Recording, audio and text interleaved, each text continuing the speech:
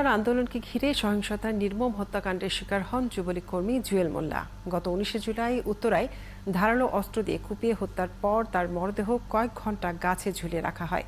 জুয়েলের বন্ধুরা বলছেন, সেদিন পরিকল্পিতভাবেই হামলা করা হয়েছিল।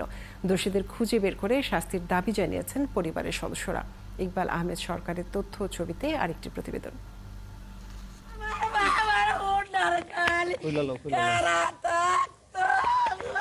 গাজীপুরের চান্দুরায় বাবার সাথে থাকতেন উত্তরায় 19 জুলাই নিহত হওয়া গাজীপুর সিটি কর্পোরেশনের সাবেক মেয়র জাহাঙ্গীর আলমের ব্যক্তিগত সহকারী হামিদুল ইসলাম জুয়েল মোল্লা। ঘটনার এক সপ্তাহ পার হলেও পরিবারের কারো শোক কাটেনি।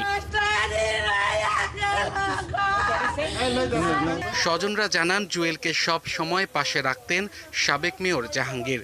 দেখতেন নিজের ভাইয়ের মতো, যার কারণে সেদিন তার সাথেই একটি সমাবেশে